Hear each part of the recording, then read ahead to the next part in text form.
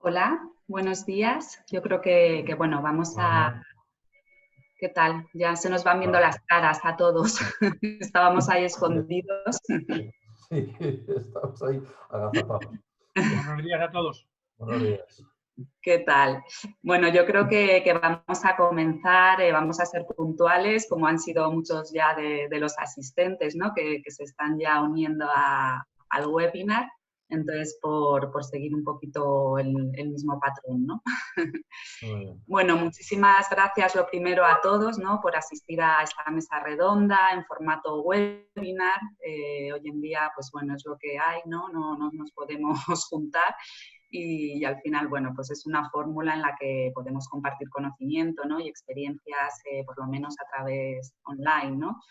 Este webinar lo hemos preparado, vamos a tratar sobre los retos, ¿no? A los que se enfrentan hoy en día el franquiciador y el franquiciado tras esta situación de crisis.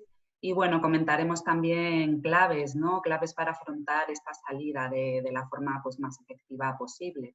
Entre los organizadores, ¿no? Y participantes de este webinar se encuentra Madon Management, la Asociación Española de Franquiciadores y Barbadillo y Asociados.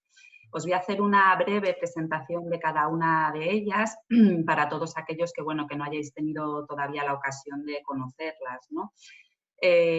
Madon Management es una consultora de negocio enfocada principalmente en pymes y franquicias. Comenzó su andadura José María Martín Cerrato, socio fundador de Madon hace ya 15 años, ayudando a la dirección de las compañías a cumplir con sus objetivos y, en definitiva, bueno, pues ayudarlas a ser, ¿no? Lo más eficientes y rentables posibles. Nuestras principales áreas, ¿no? De expertise son las finanzas, fiscalidad, los recursos humanos y la estrategia de negocio. Al final, los consultores, ¿no? Y profesionales de Madon nos asociamos con nuestros clientes, aportando análisis y estrategia para la dirección general y la propiedad de la empresa. Llegamos hasta donde los clientes nos piden durante el tiempo necesario y trabajamos todas las áreas de la compañía a todos los niveles. Trabajamos con los clientes en las áreas, sobre todo, que principalmente necesitan, ¿no? Más ayuda, hasta que llegamos a ser muchas veces ese recurso de referencia en lo que es la gestión diaria. Aportamos resultados sostenibles y logramos el crecimiento de nuestros clientes para que sean líderes, ¿no? En sus sectores. Paso a presentar a la Asociación Española de Franquiciadores, que nace hace 23 años para proteger al buen franquiciador, ¿no? De la competencia desleal que había entonces en el mercado. Con el paso de los años, la asociación se ha transformado primero en representante de los franquiciadores españoles delante de cualquier institución o cualquier entidad corporativa, y también con un papel de promoción de la franquicia y, por tanto, de llevar, ¿no? Y ayudar a los socios a llevar adelante su expansión incluso en otros países. La asociación reúne a aquellos franquiciadores que desarrollan actividades en España comprometidos con los principios éticos, ¿no? Del sistema de franquicias. Actualmente, la facturación de los miembros asociados representa el 72% del volumen de negocio del mercado nacional, y también pueden ser miembros colaboradores todas aquellas empresas o profesionales relacionadas con el sistema de franquicias a través de la aportación de diversos servicios. Pasamos a Barbadillo y Asociados, con 31 años ya de actividad. Esta consultora es la empresa con mayor experiencia y líder en la asesoría de franquicias en España. Su equipo de consultores ha desarrollado cientos de nuevos proyectos de franquicia y ha intervenido en la formalización de más de 3.000 operaciones de franquicia, ampliando las redes de sus clientes tanto a nivel nacional como internacional. Barbadillo y Asociados se constituyó sobre la base de la experiencia en el mercado de la franquicia de dos de sus socios, Santiago Barbadillo y Juan Ulloa, ambos directores del Departamento de Franquicias de Banco NatWest, primer departamento especializado en el análisis de proyectos de franquicia en la banca española.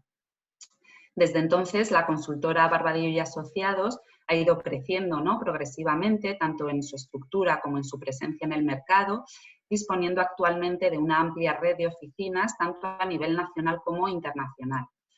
Además, la consultora de franquicias cuenta con colaboradores en varios países del mundo a través ¿no?, de la International Franchise Consultants Network, de la que es socio fundador y único socio español. Pues ya después de estas breves presentaciones os comentaré un poquito el funcionamiento de la sesión. Hay 4 ponentes, ahora os los presentaré. Lanzaré 2 preguntas a cada uno de ellos y una vez ya que se finalice la exposición sobre los temas, ¿no?, de dichas preguntas, abriremos un espacio ya de preguntas libres para que ya cada uno de vosotros, ¿no?, todas las personas asistentes, podáis hacérselas llegar a través de la herramienta de preguntas de la herramienta. Las podréis ir escribiendo, yo las iré mirando, las iré leyendo y se las iré trasladando a cada uno de ellos, ¿vale? Así que, bueno, sin más, voy a presentar ya a los ponentes, ¿no?, de la mesa redonda. Voy a comenzar con Santiago Barbadillo, director general de Barbadillo y Asociados. ¿Qué tal, Santiago? Hola, buenos días, Ana. Muchas gracias. ¿Qué tal? Bien. Bueno, pues nada, Santiago, yo creo que te lanzo la primera pregunta, ¿no? Muy bien, pues adelante. Venga. Bueno, la pregunta es si habrá cambios, ¿no?, sustanciales en cuanto al diseño de nuevos proyectos de franquicia y en sus procesos de expansión. Muy bien, sí, que comentamos un poco este tema porque me parece un tema interesante. Agradezco antes de nada que me hayáis invitado a participar en este webinar. Como decías antes, es el único recurso que nos queda ahora. Ya no hay otras alternativas, por lo menos presenciales. Cuando hablamos, me gustaría aclarar primero qué entendemos por un diseño de proyecto de franquicia, porque a veces se puede confundir un poco. Entendemos, o nosotros entendemos como diseño de un proyecto de franquicia, ese proceso mediante el cual definimos las condiciones o determinamos las condiciones económicas, jurídicas, relacionales, estructurales y estratégicas de un proyecto, de un nuevo proyecto que aparece en el mercado como en el ámbito de la franquicia. Es por tanto la primera fase de cualquier franquicia, o debería serlo al menos, y tiene como finalidad determinar que ese proyecto es viable, no todos lo son, y yo creo incluso más importante todavía, determinar en qué condiciones sería viable. Dado que la franquicia es un sistema que permite una gran variedad de alternativas y en nuestra opinión, solo algunas de ellas son las más adecuadas en cada caso. Y esto va a depender del sector, del punto de partida, de los objetivos, etc. Dicho esto, claro está que los cambios en los negocios, y ahí estamos ahora en una etapa de posibles cambios, afectan al diseño de los proyectos. Por tanto, sí estamos en una situación que es susceptible de que esos cambios operativos, de cambios de los modelos, terminen afectando a los diseños de proyectos. Yo aquí veo claramente 2 posibilidades o 2 posibles cambios. El primero de ellos sería estos cambios puramente transitorios, circunstanciales, que se deben a la situación en la que estamos y que los negocios van a tener que introducir por una mera cuestión casi operativa, que son aquellos que tienen que ver pues con la capacidad de permitir la entrada de clientes, las distancias que deben mantenerse, en fin, estas condiciones que ya sabemos todos que en este periodo de desescalada nos están ya dando la pauta de cómo se debe operar. Estos son cambios puramente, como digo, circunstanciales. Estos, en teoría, no van a afectar a ningún proyecto de franquicia. Sin embargo, sí se están dando, yo creo que se van a dar claramente algunos cambios de carácter mucho más permanente, más estructurales. Y estos, desde luego, van a afectar a los proyectos porque afectan al negocio sobre el que ese proyecto de franquicia se va a desarrollar.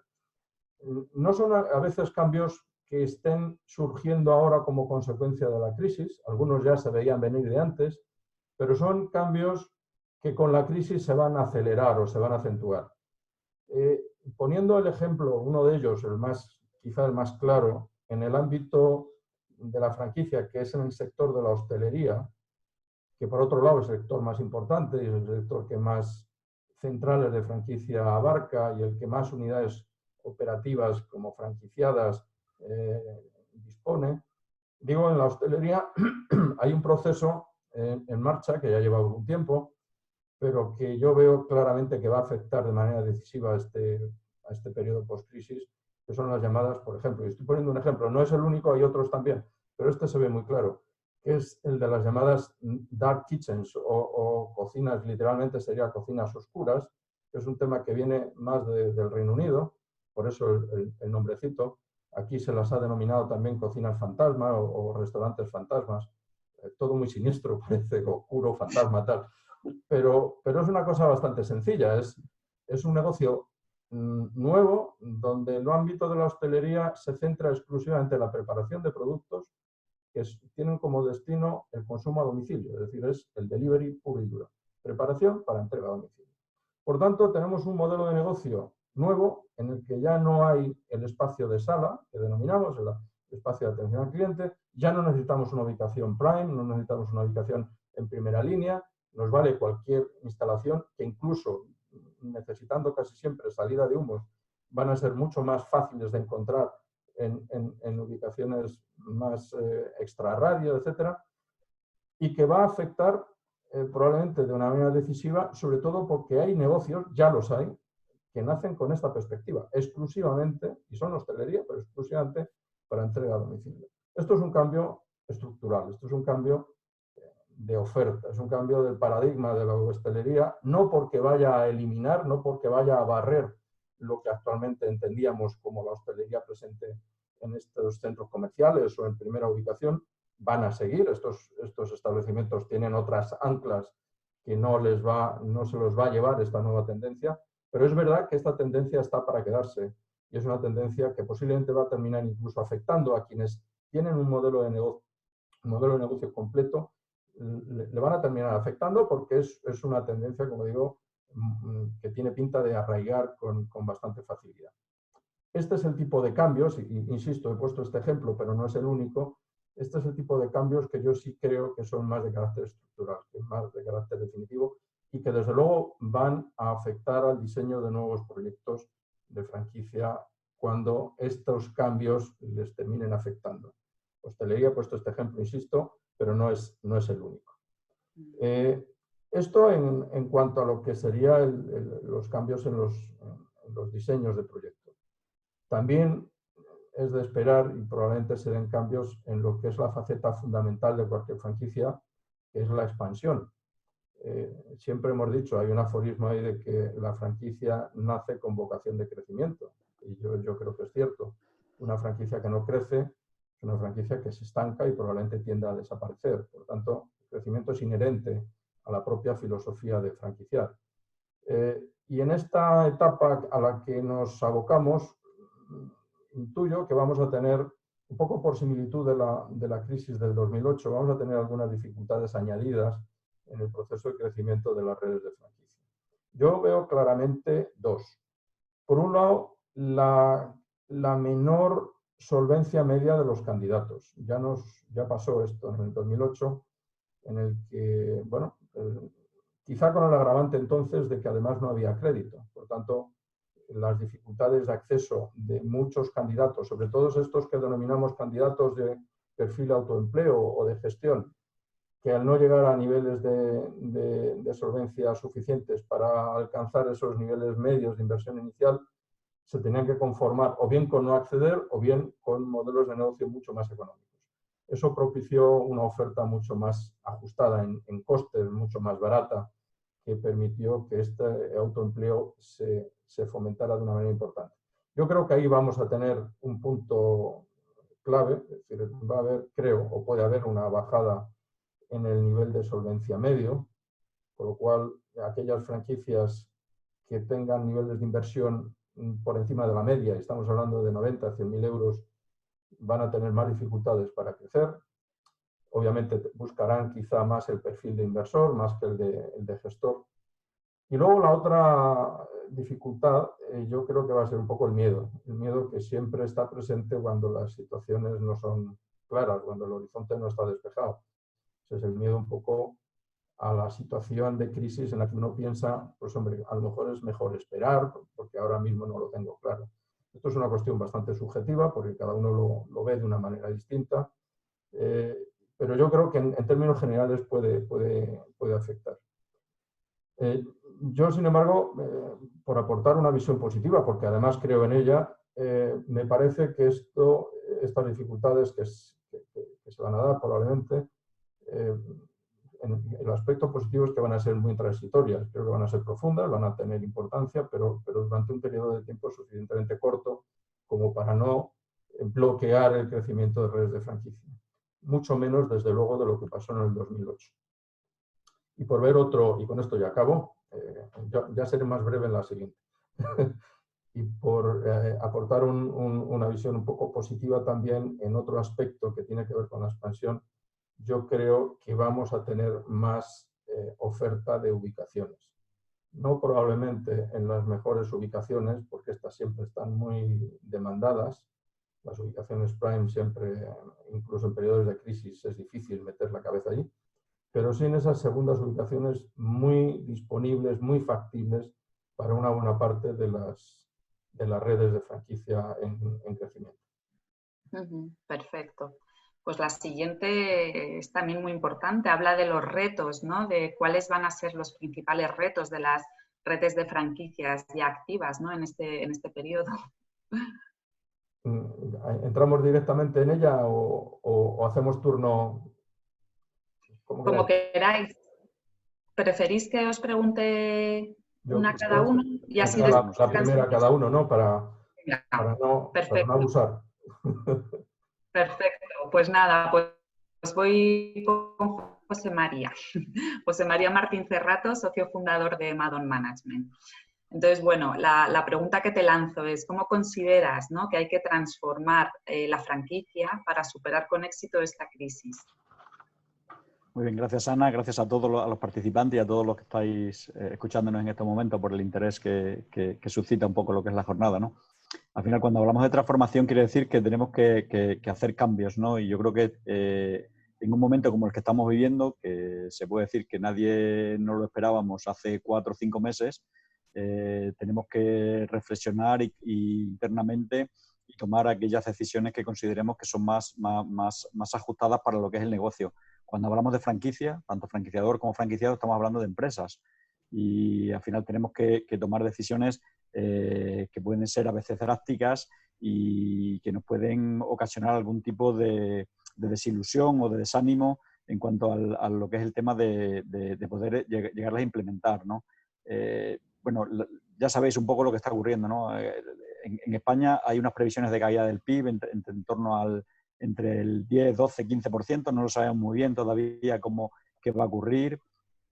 Hoy mismo se ha publicado en el BOE lo que es el texto refundido de la ley concursal, donde una vez espero que lo analicemos un poco, pero los rumores y lo que hemos leído durante estos últimos días es que iban a haber unas medidas con el objetivo de agilizar todo este procedimiento, que no sea tan tedioso en tiempo y en forma y que provocaba que el 90 o 95% de las empresas que entraban en concurso cerrasen. Bueno, esperemos que lo que es este nuevo texto que acaban de publicar hoy, bueno, pues sea un poquito más suave y que aquellas empresas que puedan estar abocadas a situación concursal, pues que realmente puedan salir, ¿no? Porque hay las estimaciones que, si habéis leído prensa, Expansión hablaba de 50.000 empresas. Esta mañana, por ejemplo, en Capital Radio que escuchaba, hablaba de 60.000 posibles concursos en España. Pero al final todos como queramos ver el vaso, ¿no? Al final decimos 60.000 concursos. Si nosotros nos situamos un poco en el sector en el que estamos, del sector de franquicia, en el cual hablamos de que tenemos unos 80.000 locales abiertos ahora mismo en España y tendremos unas 60.000 empresas. Si esas 60.000 empresas las extrapolamos a los porcentajes de rango dentro de lo que son los 2 millones de empresas que podemos estar, depende de cómo queramos verlo, ¿no? Podemos decir que el 95-98% de empresas van a pasar sin tener que concursar, o que entre el 3 y el 5% de empresas dentro de lo que es el mundo del sector franquicia va a concursar, ¿no? Es como lo queramos ver, pero yo creo que lo más importante de esto es que seamos conscientes de la situación en la que vivimos y que es un momento de tomar decisiones que sean drásticas y que sean inteligentes, ¿no? Que, como ya nos decía Darwin, ¿no?, a final en 1859, ¿no?, que lo que es el origen de las especies, ¿no? Que yo creo que eso que es muy interesante reflexionar sobre toda esta literatura que ya existe y que viene incluso antes de la época también de Grecia, ¿no? Darwin nos decía que no sobrevive el más fuerte ni el más rápido, sino al final que el que sobrevive es el que mejor responde al cambio. Entonces yo creo que al final Darwin lo que nos está diciendo que nos tenemos que adaptar. Entonces en cada circunstancia nos tenemos que adaptar, ¿vale? Y porque la realidad al final la tenemos clara todos, pero lo complejo es la adaptación, ¿no? Y para adaptarse, bueno, pues tenemos que poner en marcha una serie de objetivos, ¿no? Y ahora os quiero comentar un poco cómo, de Madon, cómo enfocamos un poco este plan de transformación, ¿no? Partimos siempre de un objetivo número 1, que el objetivo número 1 es asegurar la viabilidad de la empresa, del franquiciado, del franquiciador, y solucionar los problemas a corto plazo. Y nosotros esto lo denominado, este plan de contingencia le denominamos un plan caja, que al final es analizar qué caja tiene la empresa, qué caja tiene la compañía, con el objetivo de saber qué horizonte temporal tengo para poder abordar este plan de contingencia. Si yo tengo una caja que me soporta 60 días, pues es que este plan caja, plan de choque, no puede ser superior a 60 días. Si puedo alargarlo un poquito más, pues ideal. Nosotros orientamos que este tipo de plan de choque que tengamos como mínimo un trimestre, o sea, que sea un plan 90. ¿No? Incluso decimos plan 90 porque tenemos que tener marcado en el calendario que vamos a hacer cada día, ¿vale? Para ser ejecutivo y que las decisiones se vayan adoptando, ¿no?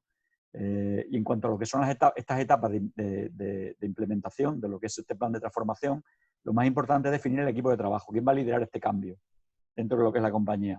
Que puede ser el CEO o no puede ser el CEO, puede ser otra persona más experta en reestructuración que podamos tener en la empresa, o puede ser una persona externa, un profesional externo, como puede ser el caso Madon o otro tipo de profesionales que hay en el despacho que a modo de interim lideren este cambio. Es importante siempre que haya personal interno porque al final conoce las particularidades de la compañía, pero es un punto crítico para abordar un plan de transformación, definir el equipo de trabajo que va a liderar ese plan de transformación y que sea líder, o sea, que tenga capacidad ejecutiva y que tenga respeto por parte de lo que es el resto de la organización. Una vez que tenemos definido este equipo, al final, ¿qué es lo que establecemos? Ya son lo que es el plan de actuación y lo que son los objetivos individuales que tenemos que abordar, ¿vale? Desde lo que es el diagnóstico de la empresa. Aquí tenemos que hacer un diagnóstico exhaustivo de la empresa y establecer una matriz de priorización, ¿vale? Cada acción que desempeñemos tenemos que tener muy claro en 3 ámbitos. En lo que es el plazo de ejecución que tardaría en ejecutar esa acción, cuáles son los riesgos inherentes a esa ejecución de esa acción y cuál es el impacto en costes que tendríamos, ¿no? Y aquí podemos analizar lo que se puede decir, todas las fases que tengo, todo lo que son las relaciones que tiene la empresa. Por un lado, lo que es el análisis de cliente, ¿vale? Desde la perspectiva de cliente, ¿qué medidas concretas puedo hacer para entrar un poco en la práctica, ¿no? Por ejemplo, la medida de la mejora de cobro. ¿Es posible la mejora de cobro con mis clientes? ¿Sí? ¿No? Si es posible, ¿cuánto tiempo tardaría en ejecutarse esa acción? ¿Cuánto me repercutiría en costes eso? Porque al final, si yo consigo anticipar mi cobro, tengo más tesorería, voy a tener menos coste financiero y puedo pagar a lo mejor mejor a mis proveedores. O sea, al final todo, ¿veis? Lo intento un poco establecer en una matriz de priorización. Desde el impacto del análisis de cliente también. Tenemos que tener un control de una gestión del riesgo y la morosidad. Tenerlo muy claro. Otra medida, por ejemplo, focalizarnos en los buenos clientes. Estamos en un periodo de crisis y nos tenemos que focalizar en los buenos clientes. ¿Y qué tenemos que hacer con los malos? Abandonarlos, ser drásticos. Porque al final tenemos que reducir la compañía, ¿vale? Y luego, de estos nuevos clientes, otra medida que podemos adoptar, lo que es la fidelización del cliente. Ahí, desde la perspectiva del cliente. Otra perspectiva, desde la perspectiva del proveedor. ¿Qué medida puedo tomar desde la perspectiva del proveedor, el análisis del proveedor? La optimización del pago. ¿Puedo ampliar el pago a mi proveedor? ¿Le puedo pagar de otra forma? ¿Puedo establecer unas mejoras en la gestión de compra? ¿Cómo puedo reducir el stock que tengo negociando bien con el proveedor que no me suministre determinados productos a determinado momento? Al final aquí pues, nos pueden salir muchas medidas para poder ejecutarlo en estos 60, 90 días. Desde la perspectiva de la gestión interna. Foco, gastos generales. Nuestra experiencia nos dice que los gastos generales, siempre que entramos en una compañía, tenemos capacidad de reducirlo entre un 20 y un 35%. Y estamos hablando de mucho dinero. Y eso es un impacto en caja directo. Al final es analizar toda la estructura de gastos generales, buscar proveedores alternativos, hablar con nuestros proveedores actuales y ver cómo podemos gestionarlo. Llevar un control exhaustivo, analítico y presupuestario de todas las líneas de negocio que tenga el negocio. También importante analizar lo que es la estrategia de precios que tiene la compañía, ¿vale? Porque al final la estrategia de precios tiene un componente de costes importante y esta reducción de costes no es solamente implícita a mi compañía, sino que va a estar implícita también a lo que es el resto del sector. Podemos buscar un poco ese tipo de economías. También desde la perspectiva de la gestión interna, poner mucho foco en lo que es la externalización. Hoy en día la externalización implica la variabilización de costes y hay muy buenos profesionales prácticamente en todos los ámbitos que nos pueden ayudar. lo que nos interesa tener en nuestra compañía, sobre todo en estos tipos de periodos, es lo core, es lo importante, es lo que realmente me aporta mi valor. ¿Qué más análisis hacemos? Desde la perspectiva de recursos humanos, redimensionamiento de la plantilla, muy importante. También el elegir lo que hemos dicho anteriormente, lo que es este equipo directivo que esté preparado, mentalizar el equipo directivo preparado para lo que es gestionar la crisis. Desde la perspectiva financiera, ¿cuál es mi endeudamiento que tengo ahora mismo? ¿Cuál es mi pool que tengo ahora mismo? Que si tengo más o menos capacidad de endeudamiento, cuáles son los costes que tengo, qué comisiones. También otro tema importante que tengo que analizar, los activos que tiene la compañía. Nos encontramos con empresas o con franquiciadores o franquiciados que dentro de sus activos tienen, no sé, tienen a lo mejor inmuebles que no le están sacando nada de rentabilidad, o tienen otro tipo de activos sin uso, o a lo mejor es el momento de plantear lo que es la desinversión, o incluso líneas o unidades de negocio que no tienen que ver con el core de la franquicia, que lo tenemos metido dentro de lo que es el mismo negocio. Si al final mi negocio es el que tiene un valor, a lo mejor otro tipo de línea no estratégica puede ser el momento de venderla, reducimos estructura y metemos tesorería en caja. Al final, si veis, un poco todo este análisis es desde la perspectiva de lo que es la priorización, ¿no? Y con esto, ¿qué conseguimos? Que este plan caja, plan ajuste, plan inmediato, seamos capaces de dimensionarlo en tiempo y en coste. ¿Y qué medidas tomaremos? Aquellas que nos ocasionen mayor reducción en estructura y menor plazo. Entonces, dentro de lo que es esa matriz, podríamos ajustarlo, ¿no? Luego ya como se puede decir, como ese objetivo segundo que podemos establecer, al final, una vez que ya tenemos conseguida lo que es la viabilidad del negocio, ya sería establecer lo que es el plan director de la compañía, ¿vale? Que al final conseguimos ya en esa nueva redefinición estratégica de nuestro modelo de negocio, porque ahora mismo nuestra misión, visión y valores tenemos que ponerlo un poco también en tela de juicio por las circunstancias que tenemos, ¿vale? Porque al final lo que es el COVID, lo que es la situación que estamos viviendo ahora mismo, esos valores que tiene la sociedad, muchos de ellos están cambiando, ¿de acuerdo? También establecer esos nuevos objetivos, definir lo que es el nuevo equipo humano, establecer una orientación clara al cliente, tener perfectamente claro lo que es la cadena de valor, establecer un plan financiero ya a medio o largo plazo muy riguroso, sometido siempre a test de estrés, ¿vale? Porque al final el test de estrés son establecer lo que son los distintos escenarios que nos pueden ocurrir, porque ahora mismo nadie teníamos previsto este escenario esta situación en este escenario. Nosotros ahora mismo ya estamos trabajando con muchos clientes en el escenario post-crisis, y ese escenario post-crisis, como es tan ambiguo, ¿en qué estamos trabajando? En distintos escenarios, en función de cómo pueda ser esa desescalada que nos pueda afectar. Y luego, dentro de lo que es ese plan de director, ya futuro, muy importante, establecer un buen cuadro de mando, que ese cuadro de mando nos dé lo que es esa visión y esa perspectiva, ¿no? Y poco más. Bueno, yo creo que al final son medidas para lo que es transformar un poco lo que es mi negocio, que son prácticas, que son ejecutables y que las tenemos que abordar ya. Genial, muy bien. Gracias, José María. Vale, pues nada, pasamos ahora con Eduardo Abadía, es el director ejecutivo de la Asociación Española de Franquiciadores. ¿Qué tal, Eduardo? Hola, Ana, buenos días. Primero, muchas gracias por tu trabajo, que sé que lo de moderar es a veces complicado. Y muchísimas gracias a todo el equipo de Madon por la invitación. Es un placer y compartir con compañeros como Santiago, que son compañeros de Fatigas de hace casi más de 30 años. Gracias. Bueno, en primer lugar, la primera pregunta que me hacías, es decir, yo solo quiero hacer una reflexión muy rápida para que veáis a qué velocidad hemos sido capaces de cambiar. Yo no sé si para bien o para mal, pero impuesto por las situaciones, ¿no? Yo os puedo decir que el día 11 de marzo estaba en una asamblea general de empresarios, con autoridades, con el presidente del gobierno, una serie de cosas.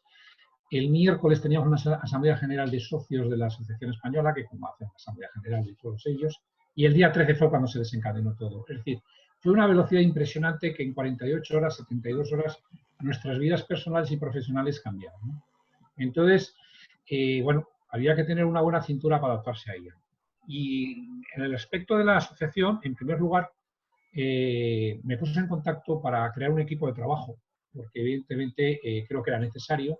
Nosotros tenemos una asociación, sin ánimo de lucro, tenemos a nuestros socios franquiciadores y colaboradores, pero también es verdad que había otros franquiciadores que no son socios y que evidentemente había que incluirlos, ¿no? ¿Y quién nos puede incluir? Pues fundamentalmente aquellos desarrolladores de proyectos, uno de ellos es Santiago, que por cierto, él sabe, que os podrá confirmar que así fue. Nos pusimos en contacto con 3 consultores que desarrollan proyectos y que no tienen socios, o aquellos socios que no fueran de la propia asociación, y creamos un equipo que en cierto modo ha servido para en cierto modo ir conociendo las dificultades que se van encontrando las empresas, ¿no? Tanto franquiciadores como franquiciados, no solo franquiciadores, sino franquiciados.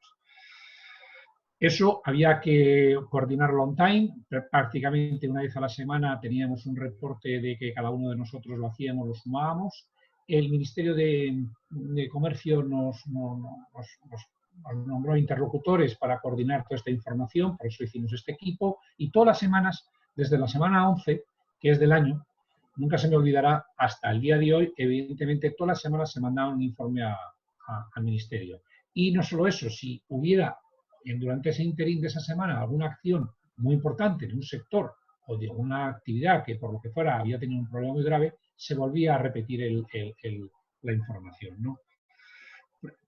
Por supuesto, trasladar al Ministerio, ¿no? Y luego abrimos desde lo que es la propia asociación, en la página web nuestra, que es franquiciadores.com, podéis ver que hay un área específica del coronavirus. Por supuesto, es absolutamente abierta porque es divulgativa, informativa y transparencia absoluta, y donde incluso podéis ver todos los informes que día a día se han al gobierno, ¿no? Es decir, al ministerio en este caso, ¿no?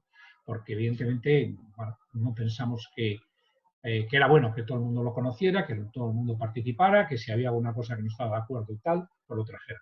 Fijaros, lo ha dicho Santiago, es que el mundo de la franquicia en España en concreto, en otros países puede cambiar, hay 42 sectores. Fijaros la dificultad que tiene una empresa, pues imagínate 42 sectores de distintos sectores, dígase la redundancia, donde unos se ven encerrados inmediatamente, donde los otros tienen que cambiar su producto, en fin, una locura. Una locura, no es lo mismo la óptica, la tintorería, en fin, todo, algo que nos va a sorprender porque evidentemente me imagino que con otros clientes lo habréis subido. Con lo cual, manejar esa situación a veces es complicada, ¿no? Porque siempre se te puede quedar algo en el tintero o tomar medidas que a veces no es así. Pero bueno, era una responsabilidad que nosotros asumimos con mucho gusto. Luego, colaborar con algo, lo que hoy os puedo adelantar, que es verdad, esta tarde a las 5 de la tarde en el Ministerio de Industria, Comercio y Turismo, se va a presentar un protocolo y guía de buenas prácticas para el comercio en todas sus áreas, ¿no? Donde la EFA ha estado partícipe, donde hemos participado y hemos lanzado ideas para que hemos colaborado humildemente para que eso vaya a este tipo de código de buenas conductas, y que creo que eso se va a trasladar porque es público y notorio, lo va a tener, por supuesto, todo tipo de comercio, ¿no? Sea franquicia o sea comercio asociado, cualquiera de sus variantes. Al final la franquicia no deja de ser una fórmula de distribución comercial, como otra cualquiera, y donde hay todos los sectores, donde la única de las grandes diferencias que hay es un poco el nivel de socios y la relación franquiciador-franquiciado, ¿no? Y bueno, y luego otra cosa que también hemos hecho, y por eso ayer mismo fue la última que hicimos, que fue una videoconferencia, porque como decía Santiago, no se puede hacer de otra manera, aunque habíamos pedido ya audiencia con las autoridades, y teníamos fecha, pero hemos tenido que cambiar el formato, pero lo más importante es que se ha quedado un poco con todas las administraciones locales de comunidad autónoma y nacional, ¿no? Porque también nos ven implicados. No tiene nada que ver con 17 comunidades autónomas, cada normativa es distinta, no os voy a descubrir nada nuevo. Si tú trasladas lo que es Madrid, tienes que trasladar lo que es Cataluña, lo que es Galicia, lo que es Andalucía, todas las comunidades autónomas, ¿no? Con lo cual dificulta a su vez más. Pero bueno, al final, ayer estuvimos reunidos en videoconferencia con el alcalde, esta tarde estamos en cierto modo con la ministra también, hemos pedido también este tipo de reunión con la propia comunidad autónoma, con la Consejería de Empleo y Comercio de la Comunidad Autónoma de Madrid, fundamentalmente porque uno de los sectores que más afectaba, como ha dicho Santiago, es el sector de restauración, ¿no? Y las formas de restauración. Con lo cual, fijaros, si hay cerca de 18.000 establecimientos en la Comunidad de Madrid y el 35-40 son del sector de restauración en todas sus facetas, pues imaginar en todas sus áreas o diversas funciones, imaginaros lo que supone el esfuerzo para poderlo trasladar, ¿no? Y que evidentemente si sacamos solución a ello, pues daremos un paso más adelante. Y eso es un poco en líneas muy generales y muy concretas desde el punto de vista de institución, lo que hemos hecho así. También es verdad que como somos miembros de España, es miembro del Consejo Europeo y miembro del Consejo Mundial, tengo la satisfacción de representarlo en el World Franchise Council, pues ahí al final también recibimos mucha información de otros países que evidentemente han surgido y han tenido esos problemas, con lo cual ese brainstorming con determinados países nos puede ayudar para trasladar y adaptar a España aquello que en otros lugares ha tenido éxito. No siempre todo tiene éxito, no todo vale, pero sí que es bueno que adaptarlo aquí, ahí está. Con lo cual mantenemos estos webinars a nivel internacional, a nivel europeo, vamos a tener 2 webinars ya previstos a nivel internacional. Bueno, al final no deja de ser de manejar un poco el flujo de información, aprovecharnos de ello, y que yo creo que el reto, aunque luego eso ya es en la siguiente pregunta que nos vas a hacer, creo, por ahí, me ha dicho un pajarito, que al final es un poco el reto que vamos a tener, pero que ya no solo la empresa, ¿no?, sino las propias organizaciones, ¿no?, van a tener que dar un cambio absolutamente copernicano. José María lo decía anteriormente, yo no puedo más que ratificar muchos de los puntos de los ítems que ha dicho a nivel de negociación con proveedores, no me quiero meter a la segunda pregunta, pero sí que es verdad que nos va a hacer que hay que dar una vuelta al calcetín, y que hasta el día 13 de marzo era una cosa y resulta que a partir del 14 de marzo no tiene nada que ver. Eso es, sí. Muy bien, Eduardo, muchas gracias. Pues ahora voy a pasar ya con Silvia Barrios. Silvia Barrios es nuestra directora del área jurídica en Maddon Management. ¿Qué tal, Silvia? Hola, buenos días a todos, gracias por estar. Cuéntame, Ana. Nada, a ver, te lanzo la primera pregunta, ¿no?, de cómo gestionar el ERTE al finalizar el estado de alarma. Tantos ERTEs que has gestionado tú. A ver, ahí yo... ¿Qué va a pasar cuando se finalice, ¿no?, el estado de alarma? Diferenciaría entre lo que hay regulado ahora mismo y lo que se espera que se regula, pero que todavía no existe. Actualmente, en el momento que finalice el estado de alarma, el ERTE finaliza. Todos aquellos ERTEs que se hayan presentado por causa de fuerza mayor. Si se ha presentado por causas ETOP, es decir, por causas económicas, técnicas, organizativas y de producción, será la fecha de finalización que se haya solicitado y que se haya aprobado por la autoridad laboral. En el caso de los ERTEs de fuerza mayor, una vez que se decrete la finalización del estado de alarma, finalizarían todos los ERTEs, de tal manera que las empresas al final se verían obligadas a reincorporar a los trabajadores en masa. Es cierto que ya hay una nota de la Dirección General de Trabajo que ahora mismo permite empezar a reincorporar trabajadores a pesar de que continúe el estado de alarma, siempre y cuando no seas un sector que tienes decreto de cierre, como por ejemplo de momento hostelería, ¿vale? Sí es verdad que se pueden ir reincorporando de forma parcial. Es verdad que nos encontramos también con otro inconveniente, y es que el Servicio Público de Empleo, a pesar de que la Dirección General de Trabajo ha publicado una nota que permite esta reincorporación parcial, el Servicio Público de Empleo entiende que no. Esa es un poco la inseguridad jurídica que existe ahora mismo. Sí es verdad que uno de los acuerdos por los que Ciudadanos ha pactado con el Gobierno el votar a favor de esa prórroga es para mantener los ERTEs presentados con causa de fuerza mayor, mantenerlos más allá del periodo de alarma. No se han estipulado plazos y, de hecho, de momento no hay regulación. También es posible que esto se acuerde, dado que la propia ministra de Trabajo lo reconoció en una de las ruedas de prensa, pero de momento tenemos cierta inseguridad jurídica en ese sentido, de tal manera que finaliza ahora mismo con la regulación que tenemos ahora a la 1:30, ¿vale? Lo que haya a las 3 de la tarde ya no lo vamos a saber.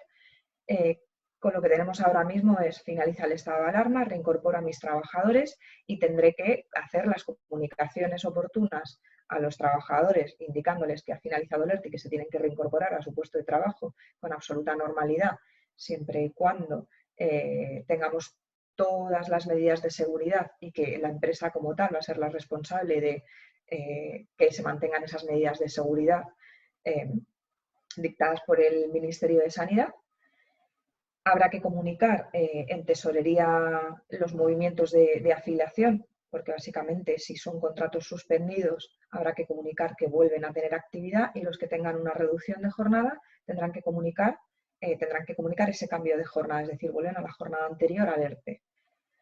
Además de eso, hay que comunicar a la autoridad laboral esa finalización del ERTE, independientemente de que sea por la finalización del estado de alarma, y asimismo comunicar al Servicio Público de Empleo la baja en las prestaciones de todas esas prestaciones de aquellos trabajadores afectados por el ERTE y que de forma previa solicitó de forma colectiva la empresa.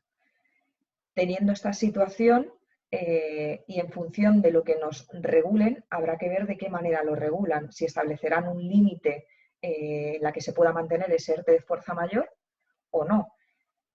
Un poco lo que se oye un poco por los medios y demás es que lo quieren mantener incluso con 3 meses de posterioridad a la finalización del estado de alarma, de tal manera que las empresas que puedan ir recuperando su actividad puedan ir reincorporando trabajadores de forma parcial.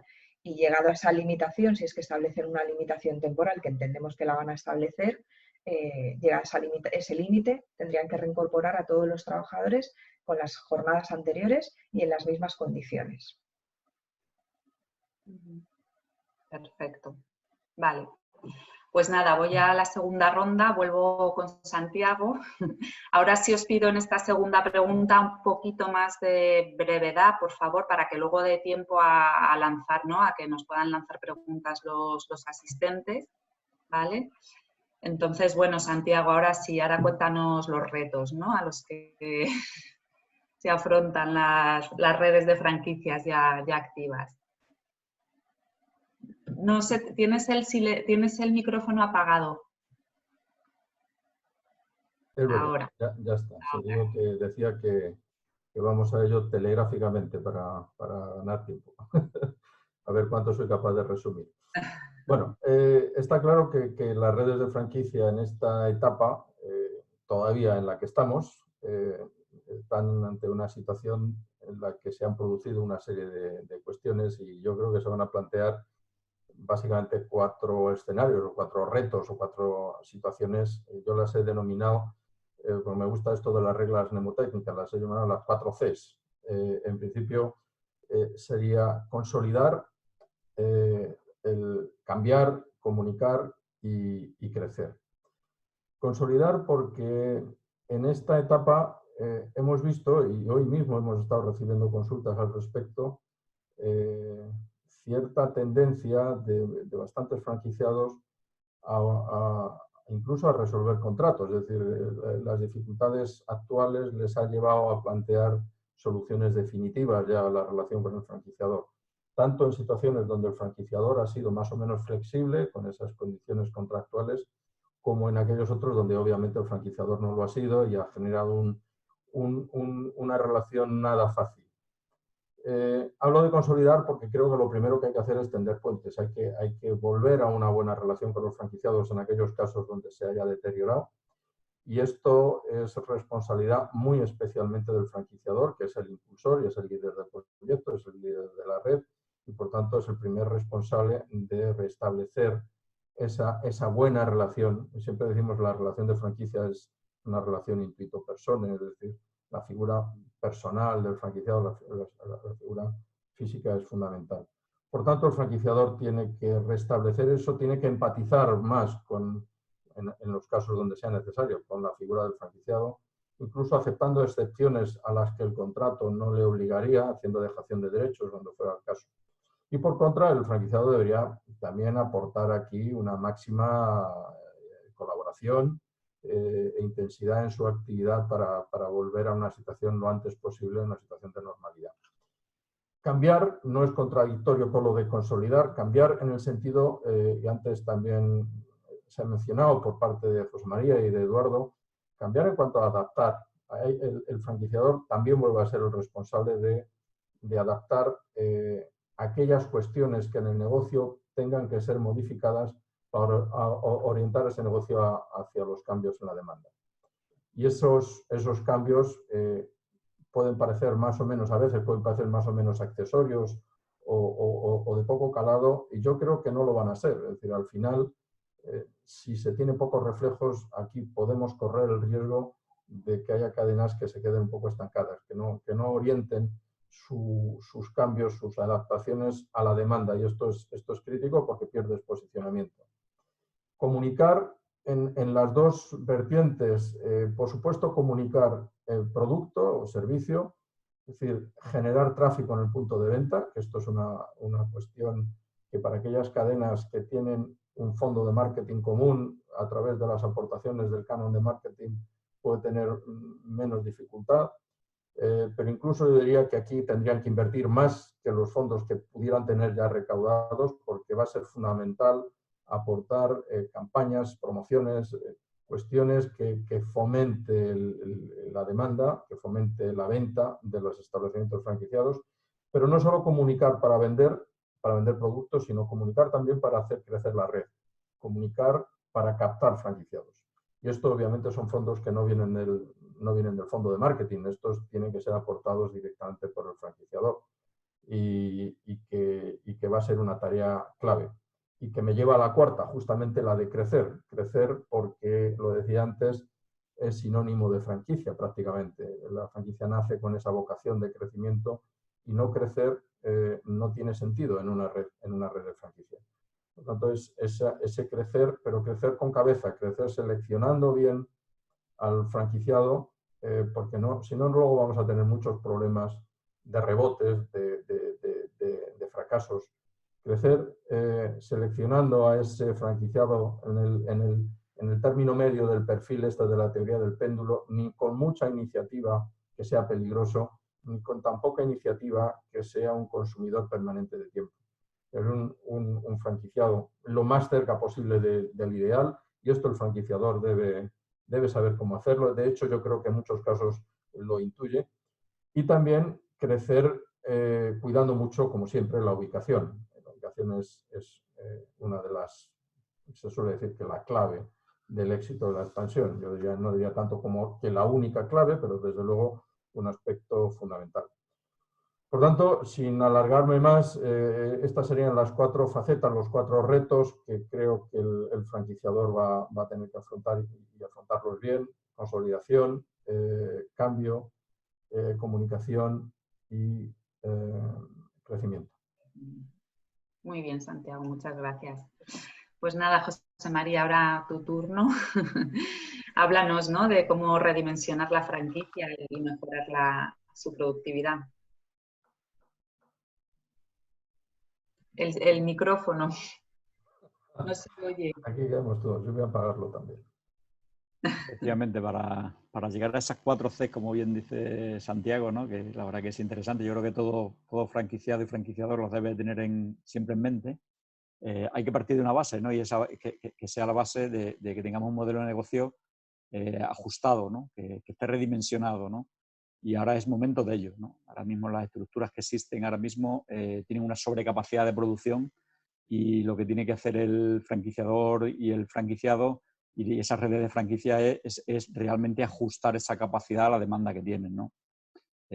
Yo siempre soy de los que pienso, y mi equipo lo sabe, ¿no?, que al final siempre se puede hacer más con menos, ¿no? Yo creo que en este tipo de momentos de crisis es el momento de hacerlo, ¿no? En nuestro despacho, en este periodo, en estos 2 meses que llevamos de cambio tan drástico, hemos tenido una sobredemanda, y al final esa sobredemanda hemos tenido todos que adaptarnos con los recursos que hemos tenido, ¿no? Y la verdad que muy gratificante por el hecho de que todo prácticamente ha salido bien, y hay una enorme satisfacción por parte del cliente, ¿no? Y en base a esa premisa, ¿no?, de que se puede hacer más con menos, yo creo que es el momento ideal, ¿no? Y para entrar en ello, lo más importante yo creo que es, y a su vez difícil, es dimensionar la demanda, ¿no? Ese monitoreo que tenemos que hacer de la demanda, oye, ¿qué previsión de ventas voy a tener? Eso a veces es lo más complejo, pero yo creo que es donde tenemos que poner el foco, ¿no?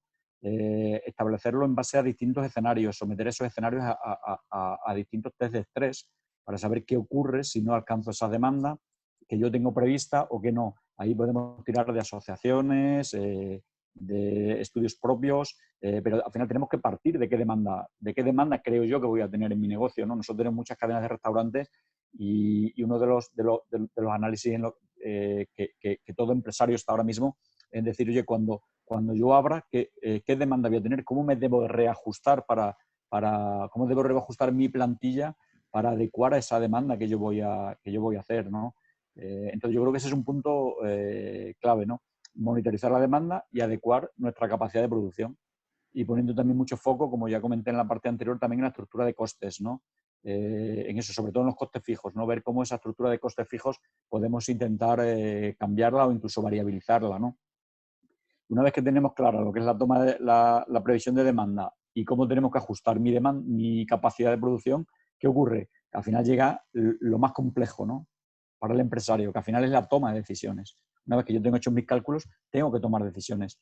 Y esas decisiones a veces son drásticas, ¿no? Porque al final muchas de esas decisiones implican el que tengo que a lo mejor prescindir de plantilla, y a veces como empresario, yo como empresario lo sufro, o incluso, bueno, vosotros mismos y cualquier empresario que me esté oyendo, al final el despedir a una persona a veces parece que es un fracaso, ¿no? Y yo creo que no lo debemos interpretar así, como ese fracaso, ¿no? Sino al final como un síntoma de que tenemos visión y que tenemos serenidad para poder adecuar mi compañía a la situación que en cada momento se demanda para planificar ese segundo, ¿no? ese futuro, ¿no? Yo dentro de estas decisiones también aconsejo en estos momentos, incluso en momentos también de crecimiento, que el empresario tiene que plantearse lo que es la externalización. Es muy importante. Hoy en día hay grandísimas compañías que nos pueden ayudar en procesos de externalización, grandísimos profesionales que nos pueden ayudar y estar ser mano derecha de lo que es el equipo directivo o en determinadas áreas de la compañía.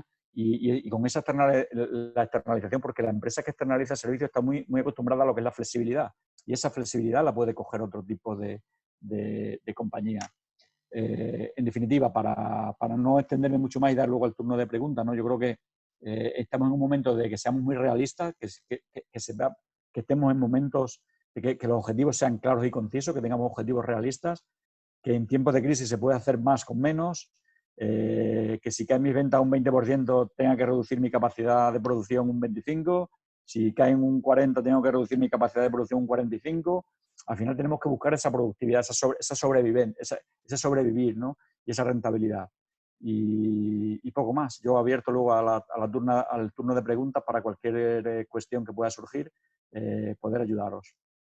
Genial, muy bien. Pues nada, pasamos a Eduardo Abadía. Tu segunda pregunta, ya viendo un poco el futuro, ¿no? de la franquicia, cuando esto vuelva un poco a la normalidad, ¿cómo lo ves? Bueno, primero, y voy a intentar ser rápido, fundamentalmente diría adaptarse a las nuevas situaciones, ¿no? Y tengo como 10 ítems que yo creo que es bueno de reflexión. No vamos a tener tiempo, desgraciadamente, pero puede ser yo creo que algunos de ellos ya se han dicho, ¿no? En primer lugar, las normas de urbanidad y de seguridad que se han puesto en nuestra vida, ¿no? A nivel personal y profesional. Primero, hay que adaptarse y conocer todas las normas. Hace 2 meses no sabíamos muchas cosas o hacíamos cosas que ahora tenemos que hacer, ¿no? Sobre todo por sobrevivir. Y esto lo decía el compañero José María, hay que adaptarse permanentemente, no solo a ventas, sino a situaciones. En primer lugar. Segundo, los clientes. Seguramente habrá cambio de clientes, habrá forma de demanda de clientes y, desde luego, exigibilidad de los propios clientes. Servicios.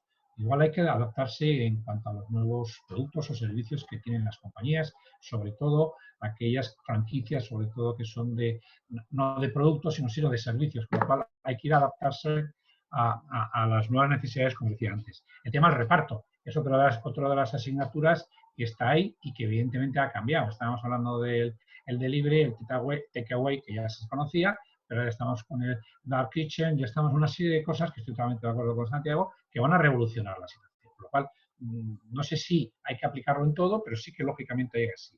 El tema locales, lo ha dicho también mi compañero.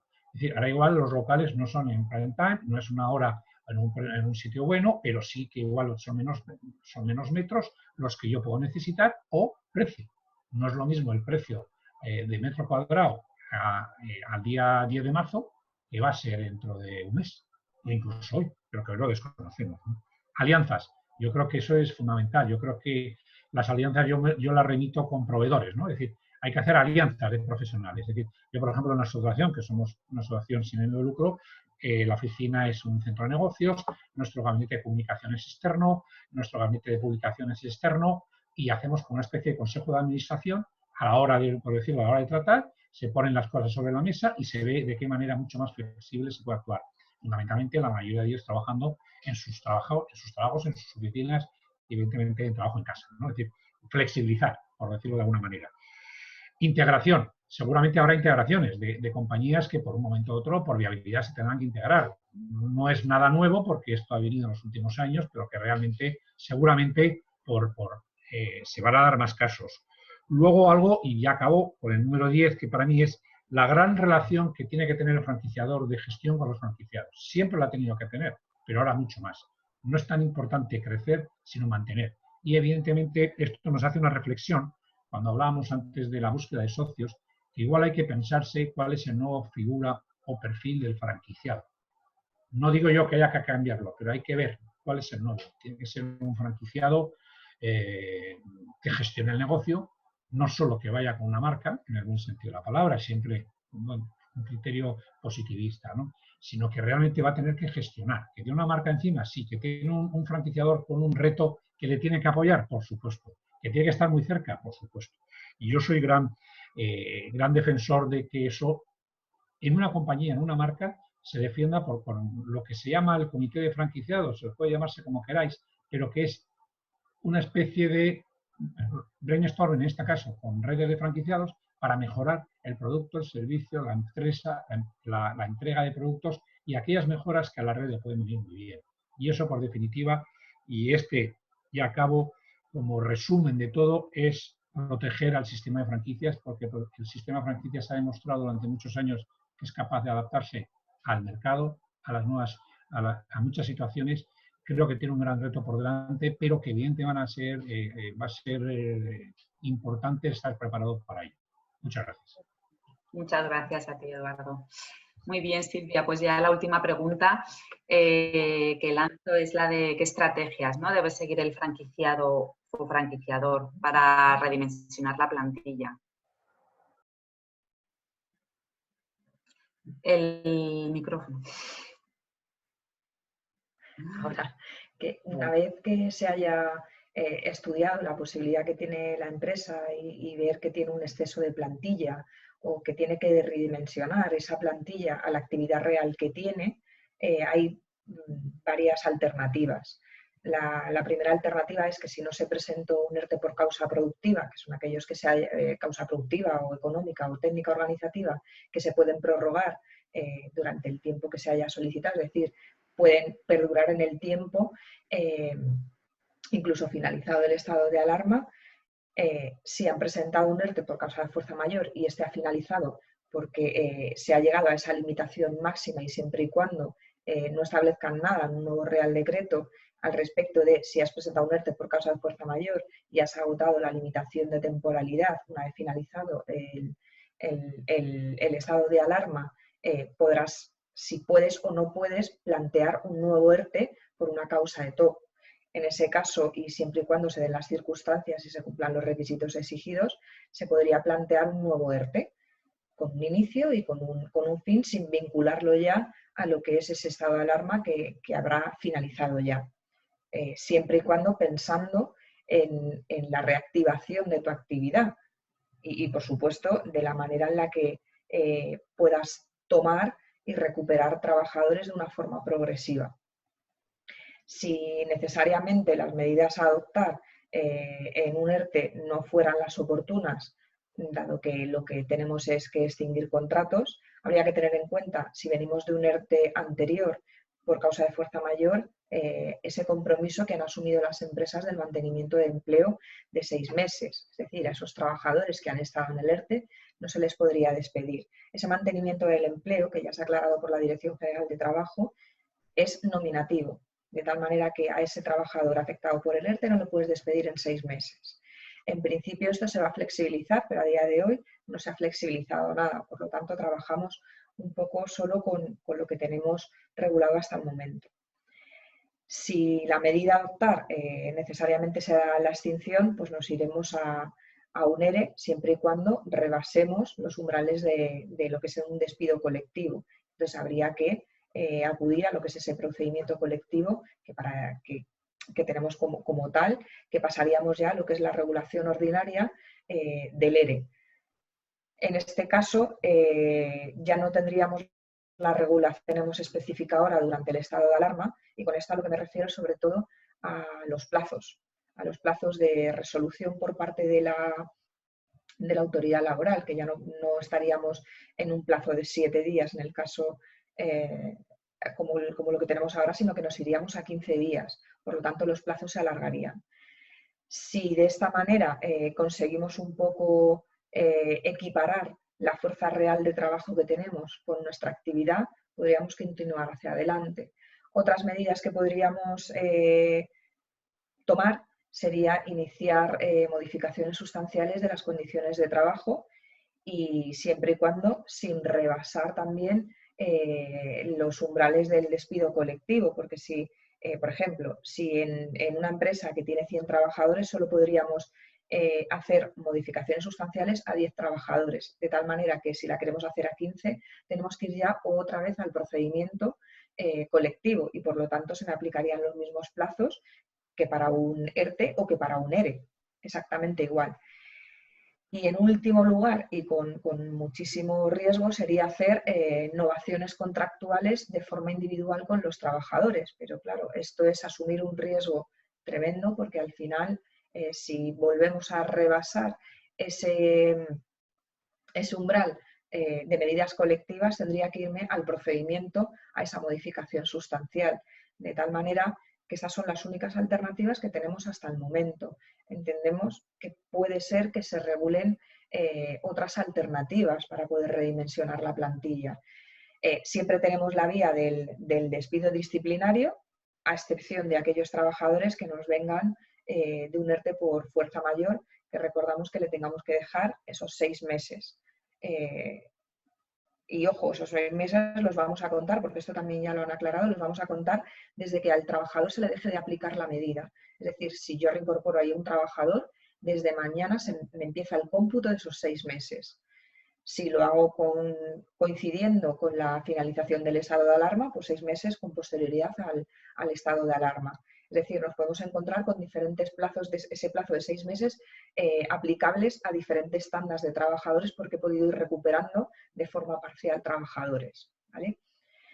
De tal manera que podríamos acudir a un despido disciplinario, cosa que entendemos que si la empresa tiene que redimensionar su plantilla y tiene que tomar medidas, pues sería la solución menos práctica por el coste de indemnizaciones que tendría. Eso es un poco la situación que tenemos a día de hoy. Perfecto. Vale, pues muchas gracias, Silvia. Vamos a comenzar ya ¿no? el turno de preguntas libre, así que todas las que vayáis teniendo nos las podéis ir remitiendo. Tenemos ya alguna. Hay una persona, ¿no? que comenta que al final se encuentran, entiendo, en 2 retos diferentes, ¿no? Mantener los actuales franquiciados y continuar con la expansión de crecimiento. Comenta que el miedo y la incertidumbre que ven, ¿no? es que esto va a continuar hasta todavía el 2021 y preguntan que si ese es un plazo demasiado largo o se considera que no. Empiezo yo si queréis. Yo el 2021 lo veo bastante razonable, es decir, que estamos hablando de situaciones que todavía no han finalizado. Las situaciones, digamos, anómalas no es fácil que concluyan antes del verano, por tanto no hay tanto espacio de tiempo desde, vamos a decir, septiembre hasta el año 2021. Desde luego, 2021 me parece un periodo muy, muy razonable, nada escandaloso. Además, yo también soy muy partidario también, Santiago, y para contestar al oyente, que yo creo que hay que apalancar bien la red de franquiciados que se tenga, porque ahora hay que marcar unas prioridades y las prioridades creo que es mantener en condiciones y en servicios toda la propia red. Mi opinión. Sí, estoy de acuerdo que mantener es una obligación.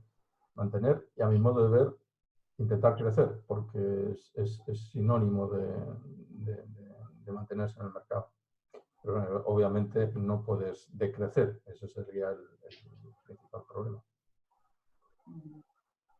Sí, efectivamente, yo también comparto que uno de los retos que tiene el franquiciador ahora mismo es cuanto menos intentar mantener el nivel de número de franquiciados que tiene y intentar un poco posicionarse mejor, porque habrá muchas otras enseñas que lo pasarán con dificultad.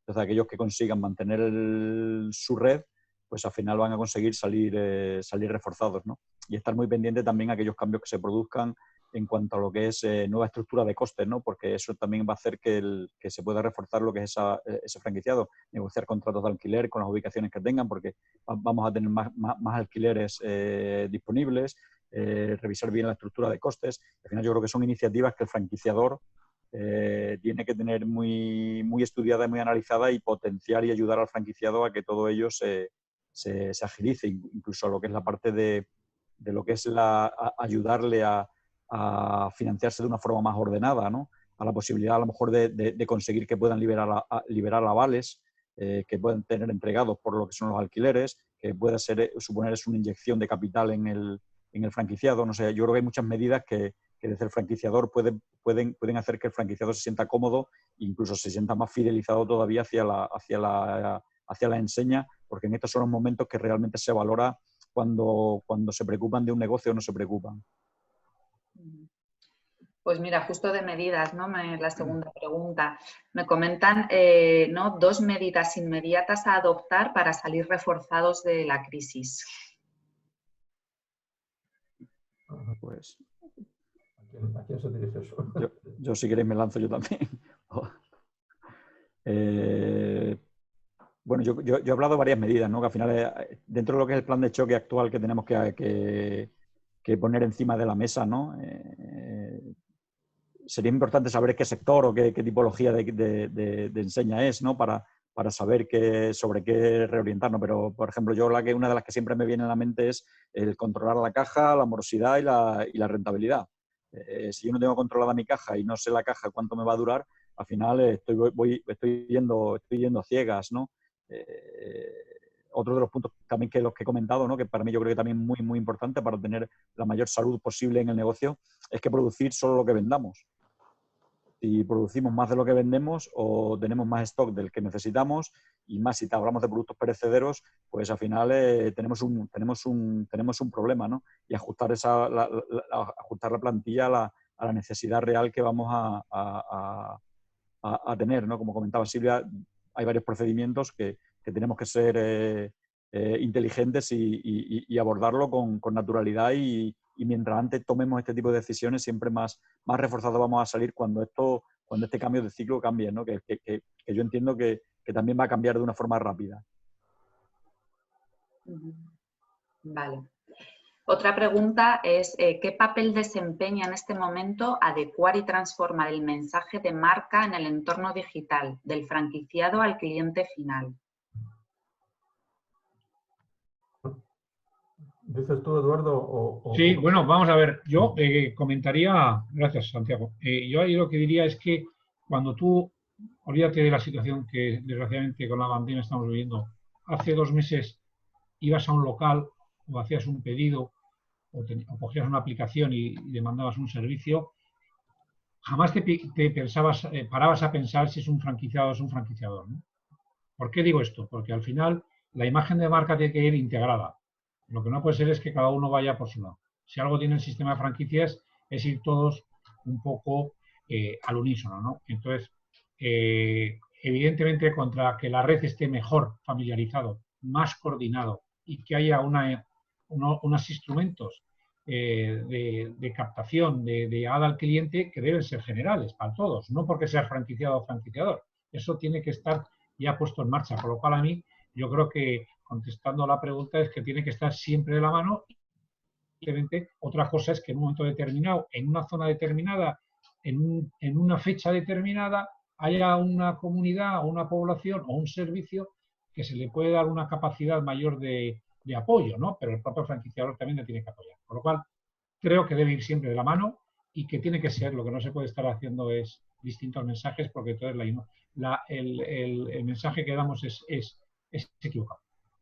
Estoy de acuerdo con lo que dice Eduardo. Obviamente el franquiciado tiene que seguir las pautas del franquiciador, pero no sé, me da la sensación de lo que está planteando es la importancia que va a tener o que tiene el marketing online, habla de redes, en el ámbito de la franquicia.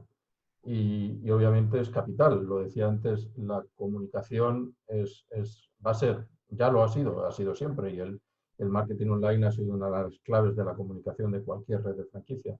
Pero a partir de este momento yo creo que todavía va a tener más importancia. Estamos ante una situación en la que la salida de la crisis en términos de aumento de facturación o al menos mantener facturación e incremento de demanda pasa básicamente por llegar al mercado, llegar con mensaje claro, a ser posible atractivo, hacer ver la posibilidad de promociones, ofertas, demandas, etcétera, que sitúen al establecimiento franquiciado en una posición de competitividad. Vale, perfecto. Sí, me contestan que sí les habéis resuelto la duda. Vale, pues en principio no hay más preguntas. No sé si todavía queréis, porque todavía hay bastantes participantes activos, no sé si quieren lanzar alguna más o por ahora... Mira, me comentan ahora, no sé si corresponde o aconsejáis, ¿no?, optar a la financiación avalada por el ICO. Vaya pregunta. Vamos a ver. Yo creo que hay que ser muy transparente con ello, ¿no? Hay mensajes equívocos al respecto. Yo creo que la póliza del ICO es una póliza que está muy bien definida, muy aclarada, que es verdad que la responsabilidad viene de las entidades financieras. Se les critica que no son los rápidos que a la hora de adecuar y que no van siempre dirigidos a los clientes en general, sino a algunos clientes más selectivos o aquellos que tienen más seguridad que van a devolver el producto, ¿no? Eso es una lucha que siempre hay, pero de todas formas no es nada nueva. Cualquiera de nosotros que va a un banco, vuelvo a repetir, anteriormente te piden todo tipo de avales y tal. Es decir, que yo creo que al final es adecuada a la realidad actual. Yo creo que hay que exigir claridad y transparencia a las entidades financieras, por supuesto a la administración, y bueno, las condiciones del ICO son así, por supuesto. Lo que pasa que el primer lote que salieron de X miles de millones se acabaron en 48 horas, en 24, y ahí el gobierno, bueno, a través del ICO ha tenido que dar mayores, completar el tema porque si no es imposible llegarlo, ¿no? Yo comentaba que si aconsejábamos el tema de la financiación de ICO, al final lo importante es tener claro el destino de la financiación y si necesitamos endeudarnos más o no, ¿no? Porque al final estamos hablando de deuda y la deuda hay que devolverla, aunque esté avalada o no por el ICO. En este caso es un factor interesante el hecho de que los bancos, las entidades financieras, con ese aval del 80% de un Estado, pues al final no puedan meter mucha liquidez. Lo importante sería analizar el coste financiero que tengo ahora mismo, qué coste financiero tengo. Si yo consigo un ICO con un tipo de interés de un préstamo al 1,5 sin comisión de apertura, pues al final estamos consiguiendo una financiación muy, muy buena, ¿no? Al final podemos decir que el tener 100.000 euros de tesorería en mi cuenta me cuesta 1.500 euros al año. Entonces, desde ese punto de vista, tanto si lo necesite como si no lo necesite, yo aconsejaría solicitar endeudamiento. Porque al final el empresario yo creo que es el más prudente en cuanto a lo que es la gestión de su propio riesgo y esa tesorería, esa deuda neta va a seguir manteniéndose, pero puede tener 100.000 euros o 200.000 o el importe que pueda conseguir de financiación o para mejorar su coste financiero o bien para abordar proyectos que pueda tener en este periodo venidero que seguro que lo vamos a necesitar, ¿no? Entonces, y si no lo necesita, pues al final, lo que yo digo, el coste de tener 100.000 euros son 1.500 euros. Es lo que tenemos que sopesar, ese coste de oportunidad, ¿no? Bueno, a mí me parece interesante, José María, y sobre todo, hombre, no pedir por pedir, sino realmente pedir para que no te ahogues tú desde un punto de vista empresarial, ¿no? Que es un poco el objetivo, en principio, ¿eh? Y si estamos hablando de una carencia de un año, tú tienes durante un año con una cuota que vas a saber la que vas, pues 0,5, 0,6, depende de cada entidad, realmente vas a tener una tranquilidad y sobre todo no es por apagar agujeros, sino para una cuenta de tesorería muy bien estudiada, claro, y que para las tensiones de tesorería vaya. Claro.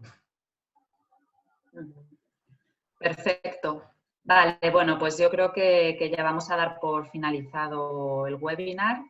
Ya no hay más preguntas. De todas formas, bueno, todos tenéis nuestros contactos y cualquier consulta posteriori pues nos las podéis hacer llegar y no hay ningún problema.